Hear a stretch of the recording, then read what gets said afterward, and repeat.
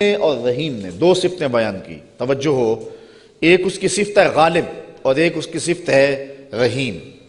علماء کہتے ہیں کہ اس کا ما قبل سے تعلق ہے، قرآن اس نے اتارا ہے جو غالب ہے، اس لیے کسی مائی کے لال میں جرأت نہیں ہے کہ اس کی زیر زبر بھی بدل سکے، اس لیے کہ اتارنے والا غالب ہے۔ تو جب تک قرآن بولتا رہے گا، محبوب یہ گواہی موجود رہے گی اِنَّكَ لَمِنَ الْمُرْسَلِينَ، سارا زمانہ انکار بھی کرتا رہے، قرآن کی بولی تیری گواہی پیش کرتی رہے گی۔ اور دوسری صفت لگائی رحیم، قرآن اس نے نازل کیا ہے جو رحیم ہے۔ تو علماء فرماتے ہیں اس کی مناسبت کیا ہے؟ کہا کہ اس کے رحیم ہونے کی یہ تھوڑی دلیل ہے کہ رب ہو کے بندوں سے بات کر رہا ہے، اس نے قرآن اتارا ہے اور رب ہو کے بندوں سے ہم کلام ہو رہا ہے اپنے محبوب کی وساطت سے، تو یہ اس کے رحیم ہونے کی دلیل ہے۔ تو یہ اس نے نازل کیا جو غالب بھی ہے جو رحیم بھی ہے۔ لِتُنذِرَ قَوْمًا مَا أُنذِرَ آبَاؤُهُمْ فَهُمْ غَافِلُونَ، تاکہ تم اس قوم کو ڈر سناؤ جس کے باپ دادا نہ ڈرائے گئے تھے، تو وہ بے خبر ہیں، وہ غفلت میں ہیں۔ حضرت امام فخر الدین رازی فرماتے ہیں یا ما نافیہ ہے یا پھر یہ ما مصدریہ ہے۔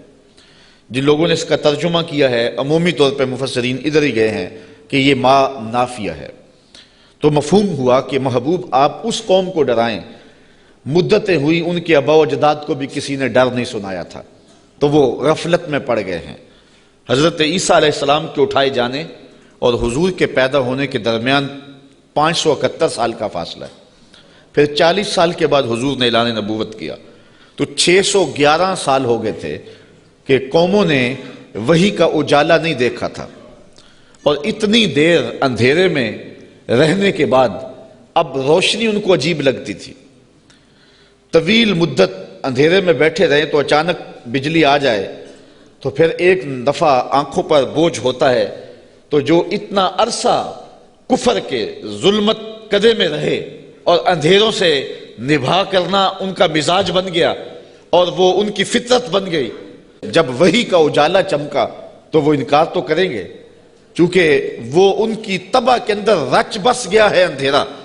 تو اب جس طرح چمگادڑ اندھیرے میں رہتی ہے تو سورج چڑھے تو وہ چھپ جاتی ہے، سورج کو دیکھ نہیں پاتی، آنکھیں بند کر لیتی ہے، تو اسی طرح جو لوگ اتنا طویل عرصہ اندھیرے میں رہے تھے، تو اب حضور کی نبوت کا سورج چمکا تو انہوں نے انکار تو کرنا ہی تھا، انہوں نے تو چھپنا ہی تھا، مخالفت تو کرنی تھی، اس لیے کہ اندھیرے کے خوگر بن گئے ہوئے تھے۔ فَهُمْ غَافِلُونَ، تو وہ غافل ہو چکے تھے، ان کی فطرت میں، ان کی طبع میں اور ان کے دل میں راسخ ہو چکے تھے اندھیرے۔ اب ان کو اچنبھا لگتا تھا، روشنی عجیب لگتی تھی ان کو۔ ایک تو ہے اگر یہ ما نافیہ مانے، اور اگر اس ما کو مصدریہ مانے تو پھر اس کا مفہوم یہ ہوگا کہ محبوب آپ ان کو اسی طریقے اور اسی انداز سے ڈر سنائیں جس انداز سے ان کے آباء و اجداد کو ڈر سنایا گیا تھا۔ آپ کوئی نیا طریقہ نہیں لے کے آئے، جو پیغمبروں کا طریقہ پہلے تھا، تنذیر کا، تبشیر کا، آپ اسی طریقے پہ آئے ہیں، اور جس طرح وہ لوگوں کو اور قوموں کو ڈر سناتے رہے ہیں، آپ بھی اسی طریقے پہ ان کو تنذیر کریں، ان کو ڈر سنائیں، ان کو تبشیر کریں، ان کو پیغام حق دیں۔ یعنی آپ کا وہی طریقہ ہوگا جو آپ سے قبل پیغمبروں کا طریقہ رہا ہے، اور جس طرح ان کے آباء و اجداد کو ڈرایا گیا، پیغمبروں نے ان کے بڑوں کو ڈرایا، ان کو بھی آپ اسی طریقے سے ڈرانے کے لیے آئے ہیں۔ اور دوسرا مفہوم جو ما نافیہ کے ساتھ ہے کہ آپ اس قوم کو ڈرانے آئے ہیں، ان کو ڈر سنانے آئے ہیں، ان کو تنذیر کرنے آئے ہیں۔ مدتیں ہو گئیں کہ ان کے آباء و اجداد کو بھی کسی نے ڈر نہیں سنایا تھا، اب غفلتوں کے خوگر ہو گئے ہیں، اب عادی ہو گئے ہیں اندھیروں میں رہنے کے، تو تیری بات ان کو عجیب لگے گی تو مخالفت بھی کریں گے، تانے بھی دیں گے، پتھر بھی اٹھائیں گے، اور گڑھے بھی کھودیں گے، کانٹے بھی بچھائیں گے، طائف کا بازار بھی سجے گا، مکے کی گلیوں میں دکھ بھی آئیں گے، احد اور بدر کی جنگیں بھی ہوں گی۔ اس سخت حالات سے محبوب آپ کو گزرنا ہوگا، اس لیے کہ آپ کا پالا اس قوم سے پڑنے لگا ہے جن کے آباء و اجداد نے بھی مدتیں ہوئی روشنی نہیں دیکھی تھی، تو ان کے پاس جب آپ روشنی کا پیغام لے کے جائیں گے تو ان کو یہ بات عجیب لگے گی، اس لیے آپ ان کو تنذیر کرنے جا رہے ہیں۔ لَقَدْ حَقَّ الْقَوْلُ عَلَىٰ أَكْثَرِهِمْ فَهُمْ لَا يُؤْمِنُونَ، بے شک ان میں اکثر پر بات ثابت ہو چکی ہے کہ وہ ایمان نہیں لائیں گے۔ ابو جہل، ابو لہب، عتبہ اتیبہ اور کئی لوگ ہیں، یہ اتنے راسخ ہو چکے ہیں کفر میں، اور ان کے اندر اتنا زنگ چڑھ گیا ہوا ہے کہ محبوب یہ ایمان نہیں لائیں گے۔ آپ گھبرائیں نہیں، اپنے عمل تبلیغ کو جاری رکھیں، کٹھن حالات میں آپ روشنی کے دیے روشن کرتے چلے جائیں، اندھیرا چھٹتا چلا جائے گا لیکن اکثر لوگ نہیں مانیں گے، مخالفت کریں گے، کھڑے ہو جائیں گے، مقابلہ کریں گے، بہت کچھ ہوگا۔ محبوب یہ بات طے شدہ ہے کہ آپ کی مخالفت ہوگی اور زیادہ لوگ نہیں مانیں گے۔ اِنَّا جَعَلْنَا فِي أَعْنَاقِهِمْ أَغْلَالًا، ہم ان کے گردن میں، ان کے گلوں میں طوق چڑھا دیے ہوئے۔ حضرت مولا کائنات سیدنا علی المرتضیٰ رضی اللہ تعالیٰ عنہ اپنے ان دونوں ہاتھوں کو یوں جوڑ کر کے اپنی گردن کے نیچے رکھا، تو جب گردن کے نیچے رکھا تو سر اوپر اٹھ گیا، تو فرمایا جس طرح گردن کے نیچے ہاتھ رکھنے سے گردن تن جاتی ہے اور سر اوپر اٹھ جاتا ہے، اللہ نے کافروں کے گلے میں یوں طوق چڑھا دیے ہیں کہ ان کی گردنیں اوپر کو اٹھی ہیں اور وہ چڑھتے ہوئے سورج نبوت کا دیکھ ہی نہیں سکتے ہیں۔ اچھا آگے لفظ بھی فرمایا فَهِيَ إِلَى الْأَذْقَانِ، اور وہ ٹھوڑیوں تک چڑھے ہوئے ہیں۔ فَهُمْ مُقْمَحُونَ، مقمحون عربی میں ایسے اونٹ کو کہتے ہیں کہ جس کو کھینچ لیا جائے، جس کی گردن کھینچ لی جائے اور وہ نیچے بھی نہ دیکھ سکے، دائیں بائیں بھی نہ گردن موڑ سکے، آنکھیں تاڑے لگ جائیں اور گردن اوپر کو اٹھی ہو، نیچے سبز چارہ بھی ہو تو اسے دکھائی نہ دے، اس کو کہتے ہیں ایبالن مقمحن، ایسا اونٹ کہ جس کی گردن اٹھی ہوئی ہے۔ اللہ کہتا ہے فہم مقمحون، یہ بھی مقمحون ہیں، ان کی گردنیں بھی اوپر کو اٹھ گئی ہیں، اس لیے محبوب نے کچھ سجائی نہیں دے رہا۔ مزید یہ وَجَعَلْنَا مِن بَيْنِ أَيْدِيهِمْ سَدًّا وَمِن خَلْفِهِمْ سَدًّا، ہم ان کے آگے بھی دیوار کر دی ہے، ان کے پیچھے بھی دیوار کر دی، دو دیواریں چن دی آگے پیچھے۔ فَأَغْشَيْنَاهُمْ، اور پھر ان کے منہ کے اوپر خول چڑھا دیے، فَهُمْ لَا يُبْصِرُونَ، تو وہ نہیں دیکھ سکتے۔ مجھے بتاؤ کہ آگے بھی دیوار ہو، پیچھے بھی دیوار ہو، منہ کے اوپر کپڑا خول چڑھا ہوا ہو اور نظر تاڑے لگی ہوئی ہو، گردن اٹھی ہوئی ہو، گلے میں طوق ہو، تو چڑھتا ہوا سورج دکھائی دے گا؟ چمکتا ہوا چاند نظر آئے گا؟ ٹمٹماتے ہوئے ستارے سجھائی دیں گے؟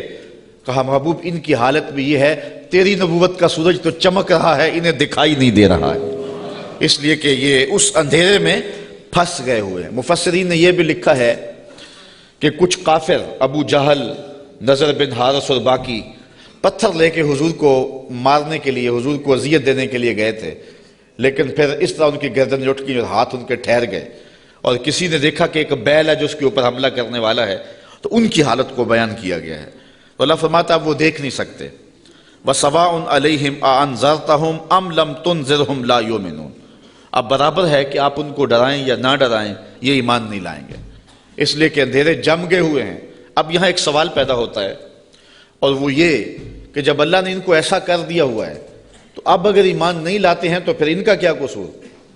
چونکہ اتنا طویل عرصہ نبی نہیں آئے، پیغمبر نہیں آئے، اندھیروں میں یہ خوگر ہو گئے، تو کہا نہیں ایسی بات نہیں ہے، بات یہ ہے کہ پیغمبر جب آئے تو انہوں نے تکذیب کر کے، پیغمبر کی توہین کر کے، نبی رحمت کی تدحیق کر کے، حضور کا انکار کر کے، اذیتیں دے کے اپنے لیے ایسا ماحول پیدا کر دیا کہ اللہ نے پھر ان کے دلوں پہ زنگ چڑھا دیے۔ اب یہ کچھ دیکھ نہیں سکتے، تو یہ نہیں تھا کہ ان کو روشنی دی نہیں گئی تھی، ان کو اجالا فطرتاً بھی دیا گیا تھا، انہوں نے اسے بھی مسخ کر لیا، اور ان کو روشنی پیغمبر رحمت کے ذریعے سے بھی آئی تھی، انہوں نے اس کا بھی انکار کر دیا۔ اب اس حالت میں پہنچ گئے پیغمبر کی توہین کی وجہ سے کہ رب کی غیرت بھی جوش میں آئی، رب نے دیواریں چن دی، اب کچھ دکھائی دے نہیں رہا۔ یار اس سے بڑھ کر کیا بات ہے کہ چاند ٹکڑے ہو کے قدموں میں آئے اور یہ پھر بھی نہ مانے، سورج پلٹ کے عصر کے وقت پہ آئے، یہ پھر بھی نہ مانے، ابو جہل مٹھی میں کنکر لے کے آئے اور کہے آپ اللہ کے رسول ہیں، بتاؤ میری مٹھی میں کیا ہے، تو حضور بول کے کہیں میں بتاؤں یا جو مٹھی میں وہی بتا دے، تو اب بھی وہ نہ مانے اور کہے ھذا من سحر ابن ابی کبشہ، یہ ابو کبشہ کا جادو ہے جو سر چڑھ کے بول رہا ہے۔ تو یہ ان کے آگے پیچھے دیواریں نہیں ہیں تو اور کیا ہے، ورنہ اتنے واضح دلائل دیکھنے کے باوجود بھی ان کو نظر نہیں آ رہا، یا رشتہ دار بھی ہیں لیکن نظر نہیں آ رہا، پاس بیٹھتے بھی ہیں نظر نہیں آ رہا، اور بلال حبشے سے دیکھ رہا ہے، سلمان کو فارس سے دکھائی دے رہا ہے، اور صہیب کو روم سے نظر آ رہا ہے، کول ہندیاں بھی کہیں اپنا نہ جانے، دل والے آکھیا دلدار آگے۔ تو یہ اپنی اپنی قسمت کی کہانی ہے۔ تو کہا محبوب آپ ان کو ڈرائیں یا نہ ڈرائیں، یہ ایمان نہیں لائیں گے۔ انما تنذر من اتبع الذکر وخشی الرحمن بالغیب فبشرہ بمغفرۃ واجر کریم۔ اچھا سوال پیدا ہوتا ہے، جب لوگ تو ایمان لائیں گے نہیں، لوگ تو مانیں گے نہیں، انکار پہ انکار کرتے جائیں گے، دل اندھے ہو گئے ہیں، آگے پیچھے اوپر نیچے پردے ہی پردے ہیں، تو پھر تبلیغ کیوں کی جائے؟ تبلیغ عمل جاری کیوں رکھا جائے؟ جب زمین ہی بنجر ہے تو پھر بیج کیوں ڈالا جائے؟ جب زمین ہی جو ہے وہ شور اور کلر ہے تو پھر می برسنے سے ہوگا کیا؟ تو پھر تبلیغ کا عمل رک جانا چاہیے۔ کہا محبوب نہیں، تیرے کرم کا می برستا رہنا چاہیے، تیرے کرم کا می جو ہے وہ ان کے اوپر نازل ہوتا رہنا چاہیے۔ یہ نہیں مانیں گے، ایسے بھی ہیں۔ انما تنذر من اتبع الذکر، محبوب آپ اس کو ڈر سناؤ جو نصیحت کے پیچھے پیچھے چلے۔ ایک وہ ہیں جو سنتے نہیں، اور ایک ہے جو جھولیاں پھیلا کے پیچھے پیچھے آ رہے ہیں۔ ایک وہ ہے کہ آپ سناتے ہیں، کانوں میں انگلیاں ٹھونس لیتے ہیں، اگر سنائیں تو پھر بھی ایک کان سے سن کے دوسرے کان سے نکال لیتے ہیں۔ اور ایک وہ بھی ہیں کہ تو پہاڑ کی چوٹی پہ بیٹھا ہے اور محبت والا، آنکھوں میں ظاہری روشنی بھی نہیں رکھتا۔ عبداللہ ابن مکتوم حضور کی خوشبو سونگ سونگ کے پتھروں پہ اوپر چڑھتا ہوا پہاڑ پہ پہنچ جاتا ہے، اور آپ کی چوکھٹ پہ جولی پھیلا کے کہتا ہے کہ یا رسول اللہ علمنی ما علمک اللہ، اللہ نے جو آپ کو دیا میری جھولی میں بھی ڈال دیجئے۔ ایک سن نہیں رہے اور ایک پیچھے پیچھے آ رہا ہے۔ محبوب ایک سن نہیں رہے اور ایک جھولی پھیلا کے کہتا ہے چمک تجھ سے پاتے ہیں سب پانے والے، میرا دل بھی چمکا دے چمکانے والے۔ تو کہا محبوب وہ بھی ہیں جو نصیحت کے پیچھے پیچھے چلتے ہیں۔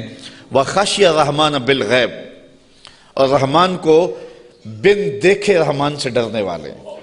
یہ لوگ ہیں جو تیری نصیحت کو قبول کریں گے، تیری بات کو قبول کریں گے۔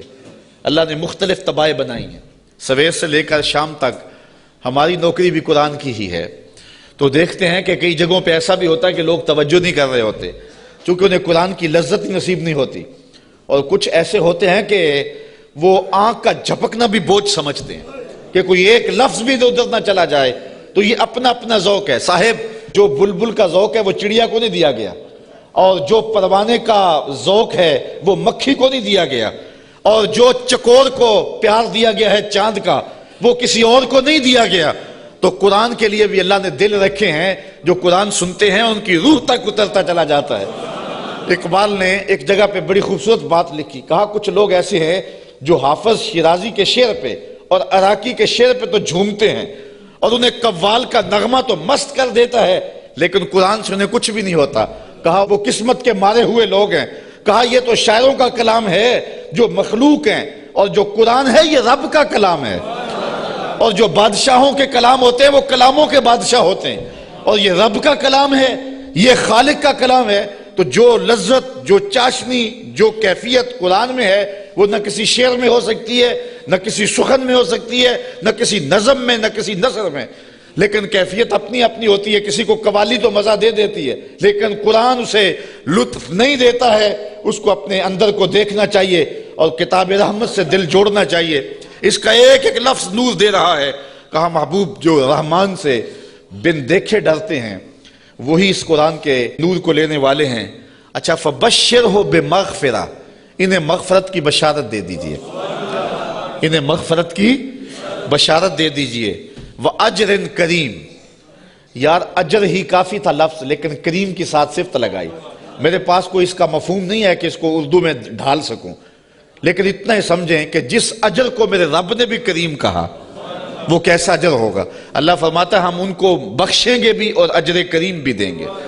اِنَّا نَحْنُ نُحْيِي الْمَوْتَى وَنَكْتُبُ مَا قَدَّمُوا وَآثَارَهُمْ وَكُلَّ شَيْءٍ أَحْصَيْنَاهُ فِي إِمَامٍ مُبِينٍ، بے شک ہم مردوں کو جلائیں گے، زندہ کریں گے، اور ہم لکھ رہے ہیں جو انہوں نے آگے بھیجا، جو پیچھے چھوڑا، اور ہر چیز ہم نے گن رکھی ہے ایک بتانے والی کتاب میں۔ آج کوئی مانے یا نہ مانے، انکار کرے یا اقرار کرے، تردید کرے یا تائید کرے، رخ پھیر لے یا جھولی پھیلا لے، محبوب آپ پریشان نہیں ہوں گے۔ ایک وقت آنے والا ہم قبروں سے مردوں کو اٹھائیں گے۔ آج کوئی مانے یا نہ مانے، ہم نے لکھی ہوئی ہے، ایک ایک بات لکھی ہوئی ہے، وہ روشن کتاب میں۔ قیامت کے دن نامہ اعمال کھلے گا، سب سامنے آ جائے گا۔ تو محبوب آپ اپنے عمل کو جاری رکھیں، جو آپ کر رہے ہیں ہم وہ بھی لکھ رہے ہیں، اور جو آگے سے ان کے رویے ہم وہ بھی لکھ رہے ہیں. قیامت کے دن ہر شے سامنے ہوگی اور رب کی عدالت میں سارے فیصلے ہوں گے. اچھا، ایک تو یہ مفہوم ہے جو عامت المفسرین نے بیان کیا اس آیت کا، لیکن ابن عاشور نے اس کا ایک اور مفہوم بیان کیا ہے، اور ذرا سنیے. وہ کہتا ہے کہ اس آیت کو انا نحن نحیی الموتى، اس کو ہم ما قبل سے اگر ملا کے پڑھیں تو مفہوم اس کا کچھ اور نکلتا ہے، اور وہ یہ کہ محبوب تیری بات کو کچھ لوگ سنتے نہیں ہیں اور تو ان کے پاس جا کے بات سناتا ہے اور وہ پرواہ نہیں کرتے، ان کے اوپر نیچے آگے پیچھے زنگ ہیں اور پردے ہیں، لیکن محبوب تیرے کرم کا می برستا رہنا چاہیے. ایک دن آئے گا مردے بھی جی اٹھیں گے. محبوب تیرے کرم کا می برستا رہے، ایک دن آئے گا ان شور اور کلر زمینوں میں بھی پھول کھل اٹھیں گے. اس لیے تو کرم فرماتا رہے اور تو تبلیغ کا عمل جاری رکھ. روزانہ پتھر پہ بھی ایک قطرہ گرے تو ایک دن سوراخ وہاں بھی ہو جاتا ہے. اور محبوب تیری مٹھی بولی جاری رہنی چاہیے. ایک دن زمانہ تیرے کلمے پڑے گا، اور پھر فتح مکہ کے دن لوگوں نے دیکھا سب کے لبوں پہ ترانے میرے حضور کے ہی تھے. تو یہ ہے ایک مفہوم. اچھا، یہ بات بیان کرنے کے بعد جو اگلا رکوع ہے، مضمون لمبا نہ ہو جائے لیکن میں کچھ مضمون آپ کے سامنے رکھ دیتا ہوں اختصار کے ساتھ. اللہ نے اپنے محبوب کے غلاموں کو ان کٹھن حالات میں تسلی دی. وَضْرِبْ لَهُمْ مَثَلًا أَصْحَابَ الْقَرْيَةِ، محبوب انہیں اس شہر والے لوگوں کی کہانی سناؤ. یہ محبوب کے قلب کو اور حضور کے غلاموں کے دل کی تسکین کے لیے اللہ نے کہا، چونکہ کہانیوں کے ساتھ ویسے بھی انسان کا جو رجحان ہے وہ طبعی ہوتا ہے، فطری ہوتا ہے. کہانی کی طرف میلان ایک فطری ہے، انسان کی طبع میں رکھا گیا، شوق سے سنتا ہے.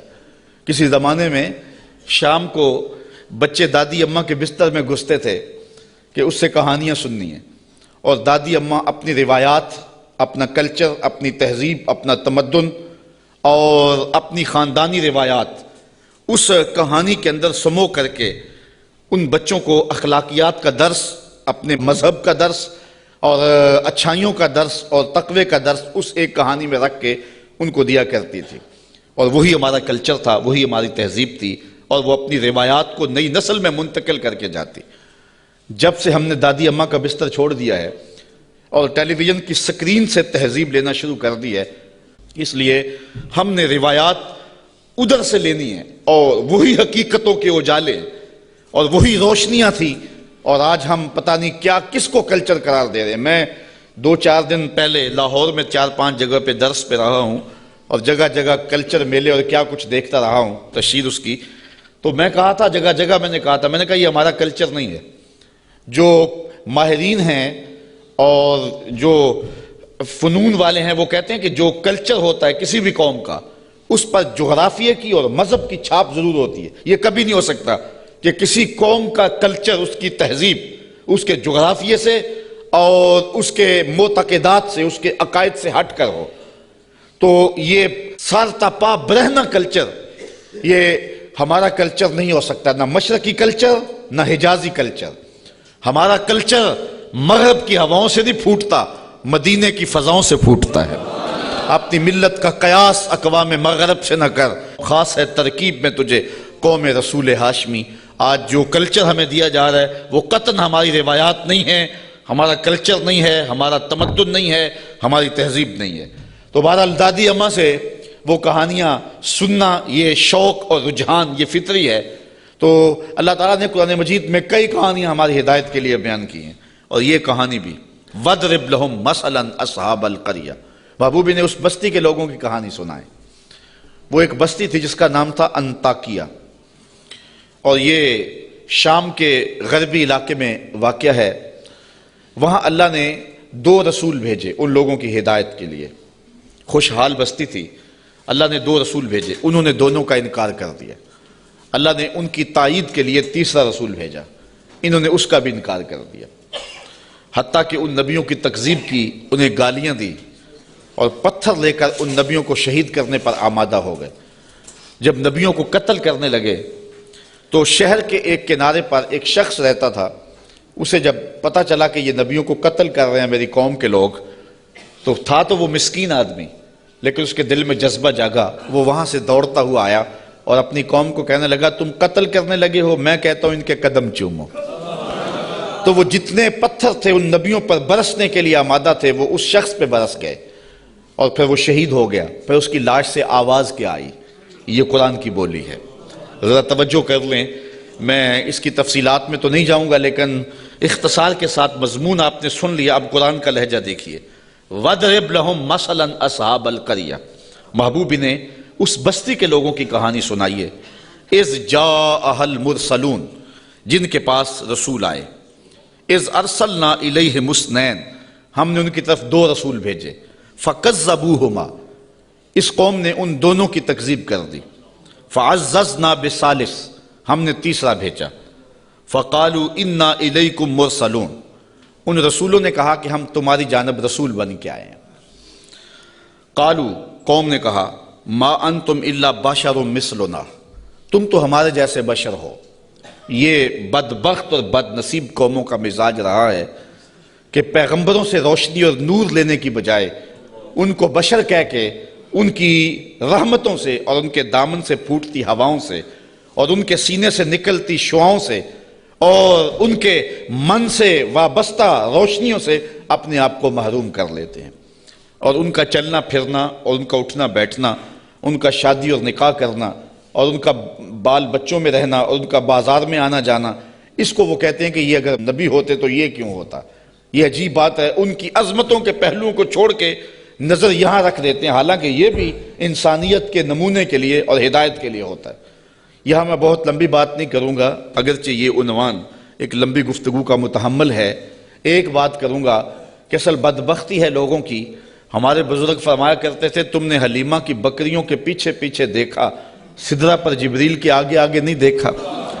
بس جو یہاں نظر جما لے تو وہ محروم ہو جاتا ہے، اور جو اس سمت کو دیکھے تو وہ روشنیاں پا جاتا ہے۔ اچھا، دوسری بات، اور اب وہ آپ کی توجہ کے لیے، کہ ایک طرف اس قوم کا رویہ یہ ہے اور کافروں کا یہ مزاج رہا ہے کہ وہ نبیوں کو بشر کہہ کے ان کو رسول ماننے سے انکار کر دیتے، زندہ اور جاوید انسانوں کو، متحرک اور فعال ہستیوں کو، وہ زندہ اور جاوید انسانوں کو بشر کہہ کے نبی ماننے سے، رب کا بھیجا ہوا ماننے سے، رب کا فرستادہ ماننے سے انکار کر دیتے، اور دوسری جانب صنم خانوں کے مردہ پتھروں کو خدا مان لیتے۔ ذرا ان کا تفاوت دیکھیے، نہ مانے تو زندہ اور جاوید انسانوں کو نبی بھی نہ مانے، اور ماننے پہ آ جائیں تو ہاتھوں سے تراشے ہوئے پتھر کے جو ہے وہ بت اور مٹی کے بنے ہوئے مادوں کو خدا بھی مان لیں۔ تو یہ کیا تفاوت ہے کہ ایک طرف یہ نبیوں کو، زندہ اور متحرک انسانوں کو نبی بھی نہ مانے، اور دوسری جانب پتھروں کو خدا بھی مان لیں؟ تو اصل یہ نفسیاتی پرابلم تھا، اور یہ قوموں میں ہر دور میں موجود رہا ہے۔ سادہ سا جواب ہے، یہ لمبی یہاں بھی بحث چاہیے، لیکن سادہ سا جواب ہے کہ صنم خانوں کے مردہ پتھروں کو ماننے میں مفادات پہ زیادہ نہیں پڑتی۔ انسان کی زندگی میں وہ مردہ پتھر اور بت دخل اندازی نہیں کرتے، انسان کی انا پر چوٹ نہیں لگاتے۔ ایک پجاری زانی ہو، شرابی ہو، ڈاکو ہو، جو مرضی کرے، کبھی پتھروں نے بول کے نہیں کہا کہ یہ کیا کر رہے ہو، ہمیں بھی پوچھتے اور یہ کیا رویے رکھے ہوئے۔ ان کی جھوٹی انا کا بت بھی پلتا رہتا اور وہ سجدے بھی کرتے۔ تو بتوں کو ماننے سے ان کو اپنی زندگی بدلنی نہیں پڑتی تھی، اپنے رویے بدلنے نہیں پڑتے تھے، اور ان کی سوچوں پر کوئی پہرا نہیں تھا، ان کے خیالوں پر کوئی قدغن نہیں تھی، طرز حیات پر کوئی دخل نہیں تھا، اس لیے بتوں کو ماننے میں کوئی پریشانی نہیں تھی۔ اور نبیوں کو ماننے کا مقصد یہ تھا کہ سر سے لے کر پاؤں تک زندگی کے ایک ایک لمحے کو، معاشرت سے لے کر کے نجی زندگی سے لے کے سیاسی زندگی تک سب کچھ بدلنا پڑتا تھا، اور اپنی خواہشات کے جنازے کندھوں پہ اٹھا کے دفن کرنے کے بعد پھر نبیوں کے قدم چومنے پڑتے تھے۔ اس لیے نبیوں کو ماننے میں پرابلم تھا اور بتوں کو ماننے میں کوئی پرابلم نہیں تھا، اس لیے کہ بتوں کو ماننے میں کوئی مفادات پہ زیادتی نہیں پڑتی تھی، اور نبیوں کو ماننے کا مقصد یہ تھا پھر اپنی خواہش چھوڑنی پڑتی تھی۔ تیرے ہندیاں سندیاں محبوبہ، میں کافر ہوں جے میں ہوں، پھر تو اپنا آپ چھوڑنا پڑتا تھا نا۔ اس لیے وہ انسانوں کو نبی ماننے کے لیے تیار نہیں تھے اور پتھروں کو خدا ماننے کے لیے آمادہ ہو جاتے۔ آج بھی یہ نفسیات ہمارے اندر بھی پائے جاتے ہیں۔ ایک شخص 70 سال حدیث رسول پڑھاتا رہا، 80 سال اس نے قرآن کی نوکری کی، تو لوگ اس کے گرد اتنی تعداد میں جمع نہیں ہوتے، اور ایک بندہ دونی رما کے تموڑی شاہ بیٹھ جاتا ہے اور ساری قوم اس نانگے کے پیچھے بھاگ جاتی ہے، تو کچھ لوگ کہتے ہیں کہ پتہ نہیں اس میں کمال کیا ہے، کرنٹ کیا ہے۔ صاحب بات کرنٹ کی نہیں ہے، مفادات پہ زد نہیں پڑتی، اور اس شخص کے پاس آنا ہے تو زندگی بدلنی پڑتی ہے۔ اس لیے ان مردوں کو ماننے میں حرج نہیں ہے، اور ان فعال اور زندوں کو ماننے میں اپنی خواہشات کا جنازہ اٹھانا پڑتا ہے۔ لہذا انسان کا رجحان ادھر نہیں ہوتا ہے، انسان کا رجحان ادھر ہوتا ہے۔ یہ ایک انسان کی فطرت ہے۔ اس بات کو سمجھانے کے لیے میں آپ کو ایک بات سناؤں گا۔ میرا ایک دوست ہے پرانا، تو بچپن میں جن سے تعلق رہا ہو تو وہ کم ہی کسی کے لیے اعتقاد کا رشتہ رکھتے ہیں، لیکن یہ اللہ کا فضل ہے کہ میرے لیے اس کے دل میں بڑی محبت، حتیٰ کہ میرے ساتھ اس کا روحانی تعلق بھی ہے۔ تو اس کا ایک دوسرا دوست ہے، اور وہ میرا بھی دوست، اور وہ بہت زیادہ پڑھ لکھ بھی گیا ہے اس کی طرح۔ تو اس نے کہا یار دیکھ، میں بھی ایک اعلیٰ منصب پہ ہوں اور حضور کی سنت چہرے پہ ہے، تو تیرے دل کے اندر بھی اس شخص کے لیے محبتوں کے جذبے ہیں، تو تو بھی میری طرح اس شخص کے ساتھ اپنا باطن کا تعلق قائم کیوں نہیں کر لیتا؟ یہ ایک مرید کے دل میں خواہش ہوتی ہے کہ دوسرا شخص بھی میرے پیر سے وابستہ ہو جائے۔ اس فطری خواہش کے تحت اس نے اس کو دعوت پیش کی۔ تو اس نے جو جواب دیا، وہ جواب اس آیت کے مفہوم کو سمجھنے میں مدد دے گا۔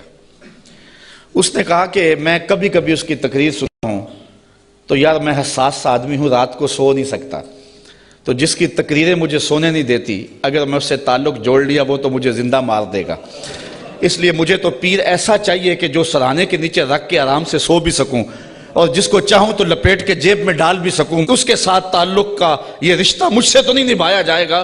تو انسان چاہتا ہے، انسان کی طبع ہے، انسان کی فطرت ہے، جہاں مفادات پہ زد نہ پڑتی ہو تو لوگ وہاں دوڑتے ہیں، اور جہاں مفادات پہ زد ہوتی ہو، جہاں اپنا آپ بدلنا ہوتا ہے، وہاں صائب فکر کے لوگ ہی جاتے ہیں۔ وہ تھوڑے بھی ہوں، زیادہ بھی ہوں، اس سے غرض نہیں ہے، لیکن ہوتے صائب ہیں۔ تو ان کافروں کا مزاج یہ تھا کہ پیغمبروں کی یہ کہہ کے تکذیب کر دی کہ تم تو بشر ہو، اور صنم خانوں کے مردہ پتھروں کو خدا ماننے لگ جاتے۔ وما انزل الرحمن من شیء، کہنے لگے تمہارے اوپر رحمان نے کچھ نہیں اتارا۔ ان انتم الا تکذبون، تم تو معاذ اللہ جھوٹ بولتے ہو۔ گالیاں دی، برا بھلا کہا، تکذیب کی نسبت کر دی۔ اچھا، جو شریف آدمی ہوتا ہے اس کا بھی اپنا مزاج ہوتا ہے۔ شریف آدمی سے کوئی الجھ بھی پڑے تو وہ اپنی شرافت کے دائرے سے نیچے نہیں آ سکتا۔ وہ کسی کو گالی بھی دے تو وہ بھی شائستہ انداز کے اندر اس کو سخت لفظ نہیں دیتا، چونکہ اس کی زبان متحمل نہیں ہوتی سخت لفظ کی۔ وہ شیخ سعدی نے لکھا ہے کہ ایک شخص کو کتے نے کاٹ لیا، تو وہ رات کو کرا رہا تھا، تو اس کی ایک چھوٹی سی بیٹی تھی، تو اس نے دیکھا کہ بار بار میرا باپ اٹھ کے کرا رہا ہے، تو اس نے غصے سے کہا، جب باپ چپ ہی نہیں کر رہا تھا، کرائے جا رہا تھا، کہا بابا بابا تو دندانہ داری، تجھے کتے نے جب کاٹا تھا تو تیرے دانت نہیں تھے؟ اس نے کہا پتر جب کتا کاٹے تو کتے کو آگے سے کاٹا نہیں جاتا۔ تو جو شریف آدمی ہوتا ہے وہ گالی کا متحمل نہیں ہوتا، اور کوئی سخت لفظ بھی کہے تو اس کو بھی تول کے بولتا ہے۔ اب ان کافروں نے تو گالیاں دی، پیغمبروں کو برا کہا، تکذیب کر دی۔ پیغمبروں نے جواب کیا دیا، ذرا سنیں اور زندگی کا حسن دیکھیں اور اچھے لوگوں کی عادات دیکھیں۔ اللہ اکبر۔ تو ان پیغمبروں نے کہا قالوا ربنا یعلم انا الیکم لمرسلون، ہمارا رب جانتا ہم رسول ہیں۔ ایک تو بات یہ، اور دوسری بات تم مانو نہ مانو تمہاری ضرورت بھی نہیں ہے، جب ہمارا رب جانتا ہے کہ ہم رسول ہیں۔ یہاں بات سمجھانے کے لیے مجھے پھر ایک مثال دینا پڑے گی۔ اوچ شریف سے بزرگ تشریف لائے راول پنڈی، تو علاقہ بھر کے جو سادات تھے وہ اپنے اپنے شجرے لے کر کے تصدیق کے لیے ان کے پاس پہنچے، چونکہ یہ جد امجد ہیں سادات کے۔ تو پیر میر علی شاہ صاحب نہیں گئے، تو کسی نے پیر صاحب سے کہا کہ حضرت سارا زمانہ آیا ہے اور اپنے شجروں کی تصدیق کروائی ہے، آپ نہیں گئے؟ تو پیر میر علی شاہ رحمۃ اللہ تعالیٰ علیہ فرمانے لگے کہ میں وادی ہمراہ میں تھا، میری عصر کی سنتیں قضا ہو گئی، سویا تو حضور خواب میں ملے، اور آقا کریم نے فرمایا سید ہو کہ عصر کی سنتیں چھوڑتے ہو؟ تو کہا میرے لیے یہ سند ہی کافی ہے کہ حضور نے کہہ دیا سید ہو کہ عصر کی سنتیں چھوڑتے ہو، جب حضور نے سید کہہ دیا اب مجھے کسی اور کی تصدیق کی لوڑ ہی نہیں ہے۔ تو کہا تم مانو نہ مانو ہمارا رب کہتا ہے کہ ہم رسول ہیں، یہی سند کافی ہے کہ ہمارا رب کہہ رہا ہے کہ ہمیں رسول ہے۔ اچھا، اگر آپ کی توجہ ہو تو اس سے ایک اور بات میں آپ کے سامنے رکھنا چاہوں گا، جو سچا آدمی ہوتا ہے اس کی طبع کے اندر ایک اطمینان ہوتا ہے، اور جو جھوٹا آدمی ہوتا ہے اس کو کبھی بھی سکون نہیں ملتا، وہ سیاست کے روپ میں ہو، وہ مشائخ کے روپ میں ہو، وہ عالم کے روپ میں ہو، وہ کسی اور بھی روپ میں ہو، اس نے ایک جماعت رکھی ہوتی ہے اپنی تعریف و توصیف کروانے والی، بھنڈ قسم کے لوگ اس کے ساتھ ہوتے ہیں جو زمین سے آسمان تک اس کو اٹھا کے لے جاتے ہیں۔ چونکہ ہمارا تعلق مذہبی طبقے سے ہے، ہم دیکھتے ہیں کہ بعض لوگوں کو انہوں نے اپنے ساتھ بھنڈ قسم کے مولوی رکھے ہوئے ہوتے ہیں جو انہیں قطب زماں تو غوث زماں پتہ نہیں کیا کیا کہہ رہے ہوتے ہیں، لیکن ہم ان لوگوں کے چہروں پہ دیکھتے ہیں ان کے اندر چور بول رہا ہوتا ہے۔ اور اسی طرح جس طرح جھوٹا آدمی اس کا سارا زمانہ بھی تعریف کرے تو اسے تو پتہ ہوتا ہے، تو وہ اندر جو ضمیر ہے اس کا ملامت کرتا ہے، اور اس کی پیشانی پہ کچھ لکھا ہوتا ہے جو بصیرت والے لوگ پڑھتے ہیں۔ اسی طرح جو سچا آدمی ہوتا ہے سارا زمانہ مخالفت بھی کرے اور زمانہ گالیاں بھی دے، سچ اس کی پیشانی پہ بول رہا ہوتا ہے، اسے کوئی ضرورت نہیں ہوتی کہ کوئی مجھے کہے کہ تو اچھا ہے، سارا زمانہ مخالف بھی ہو جائے اسے یہ پرواہ نہیں ہوتی۔ انہوں نے کہا تم مانو یا نہ مانو، ربنا یعلم، ہمارا رب جانتا ہے کہ ہم اس کے رسول ہیں، ہمارے سے ڈگری لینے کی ہمیں ضرورت بھی نہیں ہے، ہمارا رب جانتا ہے کہ ہم رسول ہیں۔ وما علینا الا البلاغ المبین، انہوں نے کہا ہمارا اتنا کام تھا وہ ہم نے کر دیا، ہمارا کام تھا تبلیغ کرنا، اور وہ کھلی تبلیغ ہم نے کر دی۔ یہ آپ ہر خطیب سے سنتے ہیں، جب تقریر ختم ہوتی ہے تو آخر میں کہا جاتا ہے وما علینا الا البلاغ المبین۔ تو یہاں میں ایک جملہ کہنا چاہوں گا، اگر کوئی شخص قرآن و حدیث بیان کرنے کے بعد کہے وما علینا الا البلاغ المبین، پھر تو بات جچتی ہے، اور اگر کوئی ایک گھنٹہ لطیفے سنانے کے بعد اور جغت بازی کرنے کے بعد، لوگوں کی پگڑیاں اچھالنے کے بعد پھر کہے وما علینا الا البلاغ المبین، تو بھلا بات جچے گی؟ بات تو تبھی جچے گی جب ان پیغمبروں کے مشن کو ادا کرے اور پھر کہے وما علینا الا البلاغ المبین۔ انہوں نے کہا ہمارا کام اتنا تھا کہ ہم نے تمہارے تک تبلیغ کر دی، اب تمہاری مرضی مانو یا نہ مانو۔ قالوا انا تطیرنا بکم لئن لم تنتہوا لنرجمنکم وليمسنکم منا عذاب علیم۔ کہنے لگے معاذ اللہ ہم تمہیں منحوس سمجھتے ہیں، نحوست کی نسبت ان نبیوں کی طرف کر دی، اور مفسرین نے لکھا ہے کہ بارش بھی زیادہ ہو جاتی تو کہتے ہیں ان کی وجہ سے، کبھی دھوپ کڑاکے کی لگ جاتی تو کہتے ہیں ان کی وجہ سے، کبھی کوئی چلتے چلتے کوئی گر جاتا تو کہتے ہیں ان کی وجہ سے، یعنی جو بھی انہیں کوئی تکلیف پہنچتی تو وہ الزام دیتے پیغمبروں پہ کہ یہ آئے ہیں 3 لوگ ہماری بستی میں، اس وجہ سے ہمیں یہ تکلیفیں آ رہی ہیں۔ انہوں نے کہا لئن لم تنتہوا، اگر تم نہ رکے، باز نہ آئے۔ اس قوم نے ان 3 پیغمبروں کو الٹیمیٹم دیا، اگر تم نہ رکے، تبلیغ کا عمل نہ چھوڑا، لنرجمنکم، ہم تمہارے اوپر پتھر برسائیں گے، ولیمسنکم منا عذاب علیم، اور بے شک ہمارے ہاتھوں تم بہت دکھ میں مبتلا ہو جاؤ گے، تمہیں بڑی سزا دیں گے، تکلیف دیں گے۔ انہوں نے جواب میں کیا کہا؟ قالوا طائرکم معکم، کہا تمہاری نحوست تمہارے ساتھ، تمہاری نحوست تمہارے ساتھ ہی ہے۔ اَإِن ذُكِّرْتُمْ، تم یہ سب کچھ اس لیے کر رہے ہو کہ ہم تمہیں نصیحت کر رہے ہیں، ہم تمہیں ڈرا رہے ہیں، تمہیں ہم تذکیر کر رہے ہیں، اور جس کے اندر چور ہو تذکیر اس کو دکھن دیتی ہے اور اس کو تکلیف ہوتی ہے۔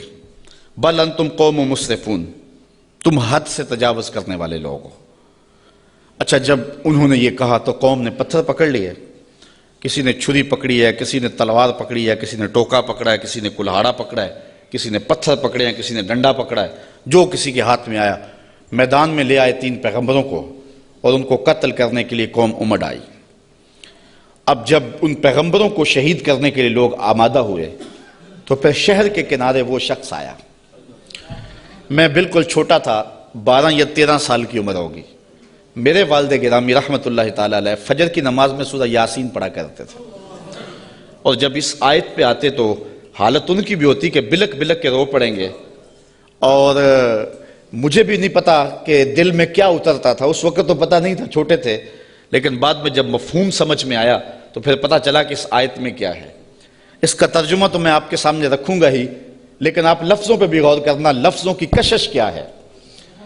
وہ حبیب نجار نامی شخص تھا جو شہر کے کنارے ایک جو ہے وہ غار میں رہتا تھا، اور جب یہ انطاکیہ میں پیغمبر داخل ہوئے تو سب سے پہلے ملاقات اس سے ہی ہوئی۔ اس کو 70 سال ہو گئے تھے، ایک بیماری میں مبتلا تھا، اور روزانہ بتوں کے آگے ہاتھ جوڑ کے معافی مانگتا تھا، اور اپنی شفا کا عرض کرتا تھا۔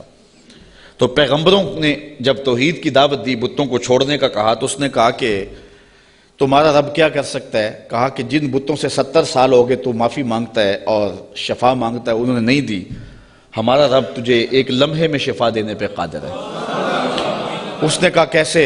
ان پیغمبروں نے ہاتھ اٹھائے۔ اچھا یار، پیغمبر تو ایک ہی ہاتھ اٹھا لے اور پھر 3 پیغمبروں نے ہاتھ اٹھائے ہوں گے تو پھر کیفیت تو کچھ اور ہی ہوئی ہو۔ اچھا، اس کی بیماری ختم ہو گئی، فوراً ٹھیک ہوا، اپنے گھر میں رہ کے ذکر فکر میں لگا رہتا تھا۔ یہ پیغمبر تبلیغ کرتے رہے۔ جب قوم نے ان پیغمبروں کو شہید کرنے کا ارادہ کر لیا، وہ دور شہر کے کنارے پہ رہتا تھا اور اس کا گھر کوئی اونچائی پہ تھا اور کسی غار میں رہتا تھا۔ اس نے دیکھا کہ میدان میں لوگ جمع ہیں اور نبیوں کو شہید کرنے پہ آمادہ ہیں، پھر وہ وہاں سے آیا۔ اب قرآن کے لفظ یہاں دیکھیے، یہی حبیب نجار صاحب یاسین ہے۔ ذرا غور تو کرو، قرآن کی نوکری کرنے والوں، دعوت دین دینے والوں، اپنے آپ کو بہت بڑا سمجھو اس اعتبار سے کہ تمہیں یہ سعادت مندی نصیب ہوئی ہے۔ اللہ نے کس اہتمام سے شخص کا ذکر کیا۔ پھر کیا ہوا؟ وَجَاءَ مِنْ أَقْصَى الْمَدِينَةِ رَجُلٌ يَسْعَىٰ، شہر کے پرلے کنارے سے ایک مرد دوڑتا ہوا آیا۔ یار وہ کیسا مرد تھا جس کو رب نے بھی مرد کہہ کے پکارا، وہ جس کو رب نے بھی مرد کہہ کے پکارا، کیونکہ سارا ماحول مخالفت میں ہے اور وہ واقعی مرد تھا، اکیلا آ گیا۔ وَجَاءَ مِنْ أَقْصَى الْمَدِينَةِ رَجُلٌ يَسْعَىٰ، شہر کے پرلے کنارے سے ایک مرد دوڑتا ہوا آیا۔ قال یا قوم اتبعوا المرسلین، کہا میری قوم رسولوں کی اتباع کرو، ان کی مخالفت نہ کرو، ان کو پتھر مارنے لگے ہو، میں کہتا ہوں ان کے قدم چومو۔ اتبعوا من لا یسألکم اجرا وہم مہتدون، ایسوں کی پیروی کرو جو تم سے کچھ مانگتے بھی نہیں اور ہیں بھی سیدھی راہ پہ۔ تو مفسرین فرماتے ہیں پیروی اس کی کرنی چاہیے جس میں 2 کوالٹیاں ہوں، ایک لالچ مزاج نہ ہو اور دوسرا سیدھی راہ کا مسافر۔ ایک بندہ سیدھی راہ پہ ہے لیکن اپنے حرف بھی بیچتا ہے اور لفظ بھی بیچتا ہے، قرآن کی آیتیں بھی بیچتا ہے اور حدیث رسول کے ایک ایک کلمے کو بیچتا ہے، تو اس سے آپ ہدایت نہیں لے سکتے۔ گو ہدایت پہ ہے، وہ بات سچی کر رہا ہے، قرآن کی کر رہا ہے، حدیث کی کر رہا ہے، لیکن وہ لالچی مزاج کبھی بھی تمہیں کسی موقع پہ بھی بیچ دے گا، تمہاری راستہ خراب کر دے گا۔ اس شخص کے پیچھے نہ چلو جو طبعاً لالچی ہے اور وہ تمہیں خراب کرے گا۔ اور دوسرا وہ کہ ہدایت یافتہ بھی ہو۔ اگر کوئی بندہ ہدایت یافتہ نہیں ہے لیکن بے غرض تبلیغ کرتا ہے تو آپ کہتے ہیں یار یہ تو مانگتے کچھ نہیں ہے۔ اچھا تم سے تو کچھ نہیں مانگتا، امریکہ سے تو ڈالر لیے ہوئے ہیں، اس لیے اس کے بھی پیچھے نہ چلو جو ہدایت پہ نہ ہو۔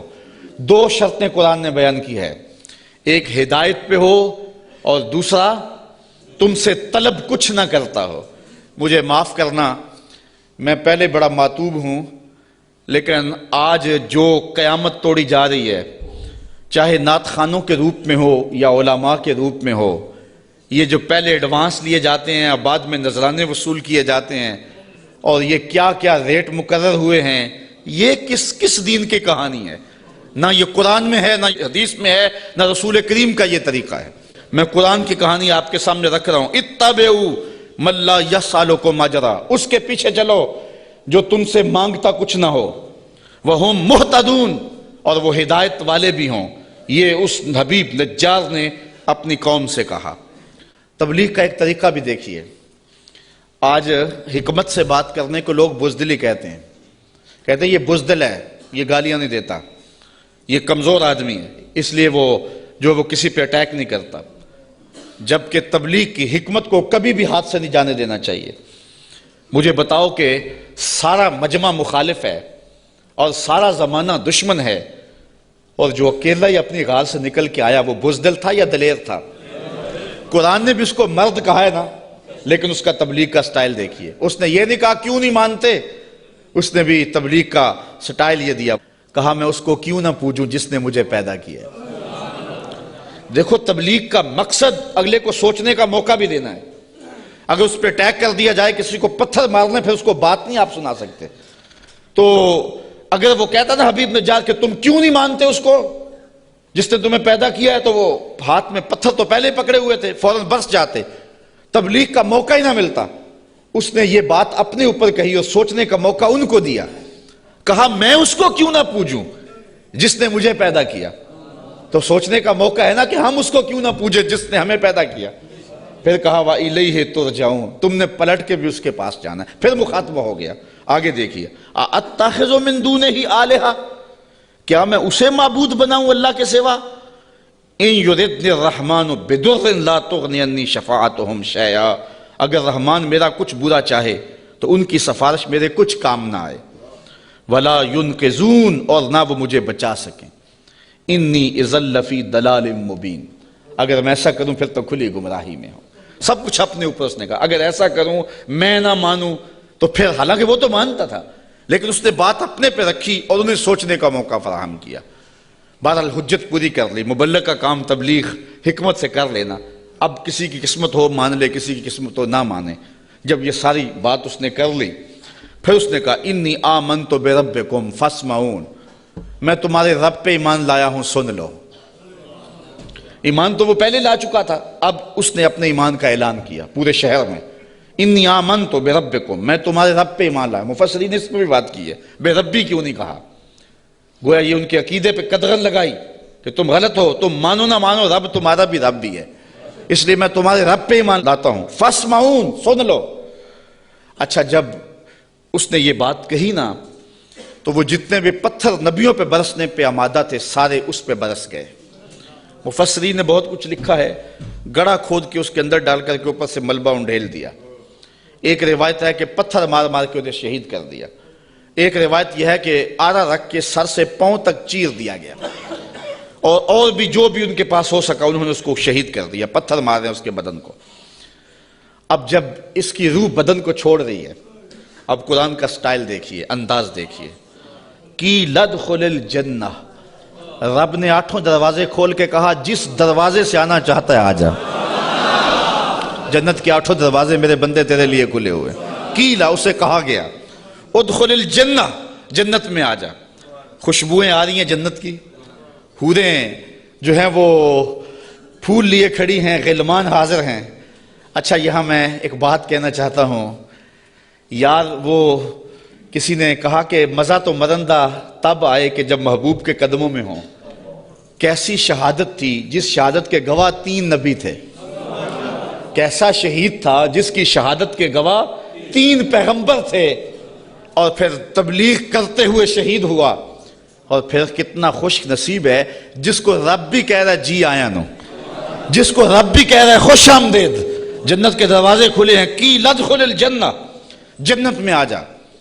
اچھا, یہ تو اللہ کی طرف سے ناز برداریاں تھی اپنے بندے کو.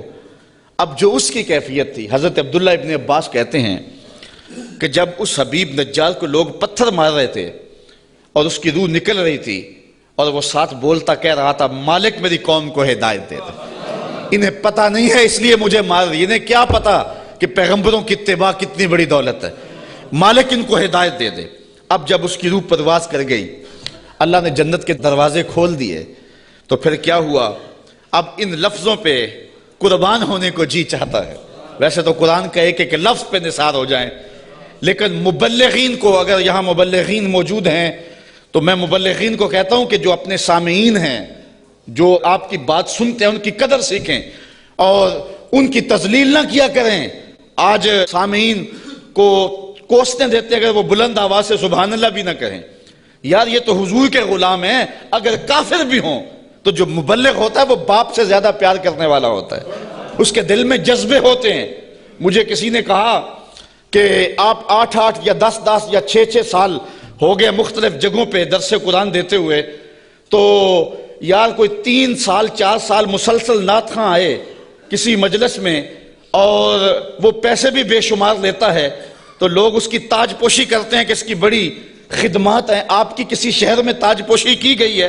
میں نے کہا یار اس سے بڑا اعزاز کیا ہے کہ اتنے لوگ کتاب رحمت کو سننے کے لیے آتے ہیں, اور ان کے آنکھوں میں جو پیار لکھا ہوا ہوتا ہے اور ان کی پیشانیوں پہ جو محبت لکھی ہوئی ہوتی ہے, ساری زندگی کی تھکن جو ہے وہ ایک مسکراہٹ سے دور ہو جاتی ہے.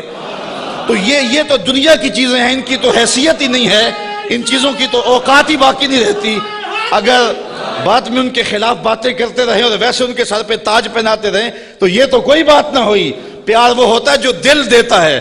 میں نے کہا کہ وہ میں ان سے نوٹ تو نہیں مانتا. ایک بندہ کہنے لگا کتنے پیسے لیتے ہو؟ میں نے کہا بندہ پورے کا پورا ہی لے لیتا ہوں.